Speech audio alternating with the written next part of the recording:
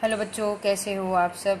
कल हमने पिछली वीडियो में डिस्कस किया कि कहाँ पर विदाउट टू और विद टू का प्रयोग किया जाता है, और या फिर हम कहें कि वेर इन्फिनिटिव और इन्फिनिटिव का यूज कहाँ कहाँ करना है। आज हम डिस्कस करेंगे जेरेंड का प्रयोग कहाँ कहाँ करना है। तो जेरेंड का प्रयोग बेटा, जेरेंड का मतलब क्या होगा, वर्ब की फर्स्ट फॉर्म के साथ आईएनजी। ध्यान रखना बच्चों कि अगर वर्ब की फर्स्ट फॉर्म के साथ आईएनजी और उससे पहले इज, एम, आर, वाज और कोई भी हेल्पिंग वर्ब है तो किसका पार्ट हो जाएगा, that is tense, part of tense हो जाएगा। लेकिन क्योंकि हम डिस्कस कर रहे हैं नॉन फाइनाइट्स, तो इसमें आपका केवल वर्ब की फर्स्ट फॉर्म का प्रयोग किया जाएगा। तो कहाँ कहाँ वर्ब की फर्स्ट फॉर्म का प्रयोग होता है। यूज ऑफ जेरेंड, फर्स्ट है एज ए सब्जेक्ट के रूप में जेरेंड का प्रयोग करते हैं। जैसे स्टार्टिंग में ले रखा है, जैसे स्टार्टिंग में ही क्या आ गया, सब्जेक्ट आ गया, तो gambling is a crime. Next है आपका swimming is a good exercise. ध्यान रखना बच्चों, स्विमिंग की स्पेलिंग कई बच्चे मिस्टेक कर देते हैं, तो please see observe properly. Next है as an object of a verb, object verb के ऑब्जेक्ट के रूप में, वर्ब है सब्जेक्ट, स्टॉप ऑब्जेक्ट, वर्ब के ऑब्जेक्ट के रूप में, तो स्टॉप राइटिंग। ओके। नेक्स्ट है as complement of a verb, verb के कॉम्प्लीमेंट के रूप में। देखो सीइंग इज बिलिंग, इसमें आपको दो वर्ब मिलेंगे एक साथ। सीइंग, सी भी वर्ब है, बिलीव भी, लेकिन दोनों में आईएनजी। सीइंग इज बिलिंग, ये एग्जाम में मोस्टली आ ही जाता है। और ये नेक्स्ट जो रूल है वो वेरी इंपॉर्टेंट है, as an object of a preposition. जब डैश से पहले, ब्लैंक से पहले कोई प्रेपोजिशन दी मिलेगी ना बेटे, तो उसके बाद किसका प्रयोग किया जाएगा, आपका जेरेंड का प्रयोग किया जाएगा। जैसे देखो कैसे मिलेगा पेपर में, he is fond of dash, bracket में मिलेगा सिंग। अब देखो डैश से पहले क्या मिलेगी, प्रेपोजिशन, तो क्या होगा ये, क्या हो जाएगा यहाँ पे, सिंगिंग। तो हमेशा ध्यान रखना कि प्रेपोजिशन के बाद हमेशा जेरेंड का प्रयोग किया जाएगा, वेरी इंपॉर्टेंट।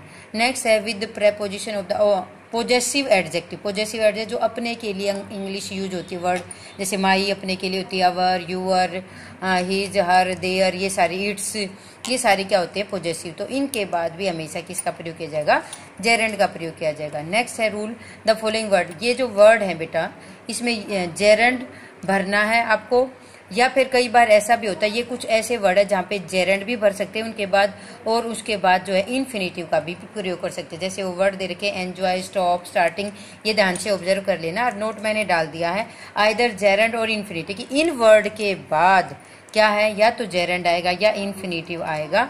ये बाय प्रैक्टिस हमें पता चल जाएगा कि कहाँ जेरेंड कहाँ क्या मैनेज होगा। नेक्स्ट टू है अपना डिस्कस करेंगे पार्टिसिपल। पार्टिसिपल का मतलब क्या होता है बेटा, पार्टिसिपल भी एक तरह से जेरेंड का ही पार्ट होता है, लेकिन इसमें अलग अलग पार्ट होते हैं, क्योंकि हमारे 10th में बेसिकली जेरेंड और इन्फिनिटिव से ही दो ब्लैंक्स तैयार हो जाते हैं, और दो ही हमने ही पार्ट में से करने हैं, तो इसलिए पार्टिसिपल को ज़्यादा बच्चे ऑब्जर्व नहीं करते, लेकिन तुम्हें इसकी अंडरस्टैंडिंग जरूर होनी चाहिए बच्चों। तो पार्टिसिपल के 3 पार्ट होंगे। फर्स्ट होगा आपका वर्ब प्रेजेंट पार्टिसिपल, मैंने पहले ही बताया है। दूसरा होगा पास्ट पार्टिसिपल, तीसरा होगा परफेक्ट पार्टिसिपल। तो प्रेजेंट पार्टिसिपल का मतलब होगा वर्ब की फर्स्ट फॉर्म के साथ आईएनजी, या फिर हम कहें कि जेरेंड जैसा ही।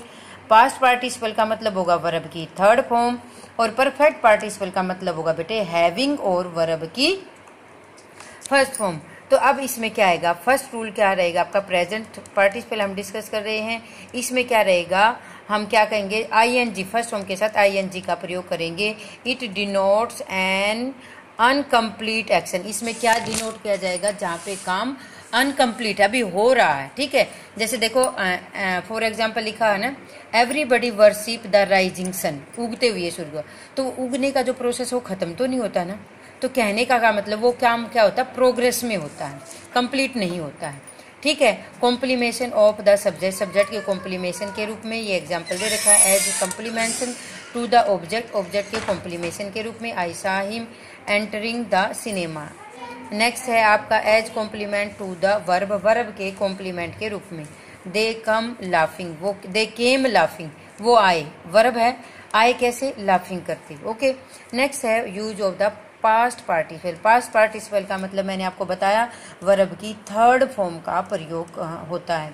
पास्ट पार्टिसिपल का ध्यान रखना बेटे, जहाँ पे काम हो चुका, वो काम हो चुका हो, डन हो गया हो, तो वहाँ पे पास्ट पार्टिसिपल, जैसे ही है मतलब फ्रूट है वो गिरा हुआ है, तो गिरने का काम खत्म हो चुका है, तब fallen fruit, the fallen Apple या द ब्रोकन चेयर, टूटी हुई चेयर। तो चेयर का टूटने का काम हो चुका है, तो इसमें काम आपको कंप्लीट हुआ मिलेगा। जैसे देखो, द वुंडेड पर्सन, घायल आदमी, मतलब आदमी घायल हो चुका है, was taken to the hospital, अर्थात वो काम हो चुका है, उसका काम जो है क्या दिखाना है, हॉस्पिटल में। नेक्स्ट है फॉलन एप्पल, एप्पल क्या हो चुका है, फॉल हो चुका है, गिर चुका है। तो जो काम खत्म हो चुका है उसके लिए पास्ट पार्टिसिपल का प्रयोग करेंगे। नेक्स्ट है आपका use of the perfect participle. Perfect participle का प्रयोग कहाँ किया जाएगा, इसमें मैंने आपको बताया कि हैविंग होता है, इसमें आपको दो काम एक साथ मिलेंगे। कैसे, एक काम जस्ट खत्म होगा, वो पूरा भी नहीं होगा कि दूसरा काम शुरू हो जाएगा। जैसे हम कई बार बाथरूम में जाते हैं, नहाते भी रहते हैं और गुनगुनाते भी रहते हैं, तो पैरेलल चल रहा है काम। जैसे आप देखो, हैविंग कंप्लीटेड हिज होमवर्क, अपना काम जैसे छोटे बच्चे होते हैं ना, अपना काम खत्म करते ही Rahul went out to the play, दौड़ गया, काम हो रहा था, काम होते जैसे ही खत्म हुआ दौड़ गया। तो क्या मिला इसमें, दो काम किया और फिर क्या, बाहर जाके खेलने का काम। तो इसमें आपको दो काम मिलेगा। उसमें काम जो है वो कंप्लीट नहीं होगा, प्रोग्रेस में होगा, इसमें हो चुका होगा, इसमें दो काम मिलेंगे। ये था बेटे पार्टिसिपल के तीनों पार्ट की discussion. I hope you can easily understand. If you have any problem please discuss with me. ठीक है, thank you very much, have a nice